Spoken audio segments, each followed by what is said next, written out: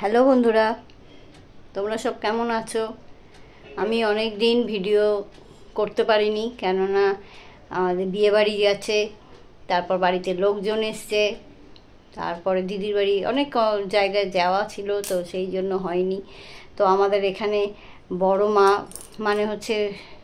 মা হচ্ছে শীতলা মা। আমাদের এখানে বড় মা, মেজো মা, ছোটো মা, এরকম 7টা মা আছে।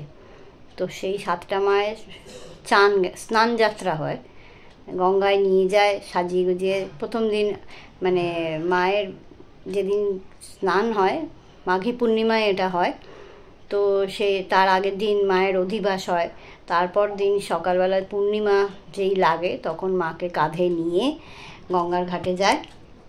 তো গঙ্গার ঘাটে গিয়ে মাকে গায়ে হলুদ দিয়ে স্নান টান করানো হয়। তো ওই যখন কাঁধে করে নিয়ে যায়, প্রসেশন হয়, খুব সুন্দর দেখার মতন। তো সেইগুলোর আমি ফটো তুলেছি, তো সেইগুলো তোমাদেরকে শেয়ার করব, তোমরা কমেন্টে লিখবে, সেই জন্য তোমাদের সঙ্গে এটা বলছি।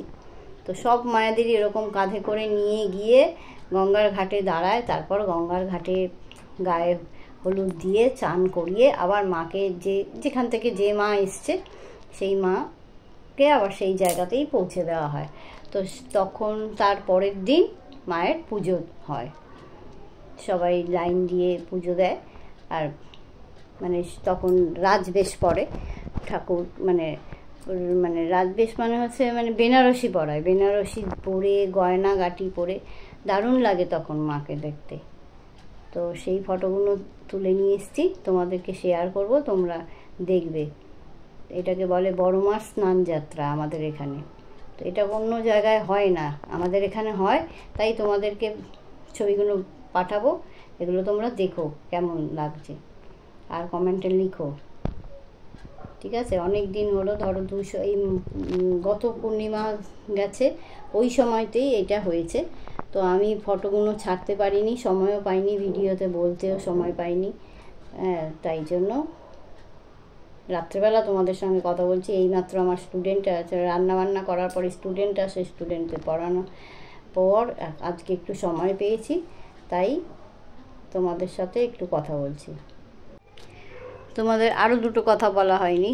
তো এই মা খুব জাগ্রত, যে যা মনস্কামনা কোনো কিছু যদি মানসিক করে তার মনস্কামনা পূর্ণ করে।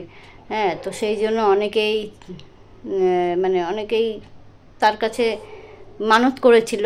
এবার সেই জন্য সবাই মিলে দণ্ডি ঘাটে, তো কেউ বাড়ি থেকে মন্দির অবধি যায়, বা কেউ গঙ্গার ঘাট থেকে মন্দির অবধি যায়, কি অনেক করেই দণ্ডিটা খাটে ওরা, যারা যারা মানসিক করে তারা। তো খুবই জাগ্রত এই বড় মা আমাদের এখানে।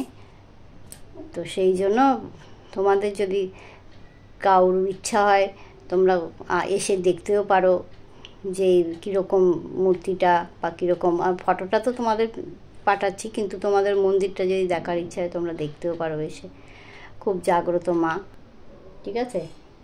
আর তোমরা সব কেমন আছো জানিও। আর কোনো কিছু বলছি না, ঠিক আছে? Tata, bye, good night.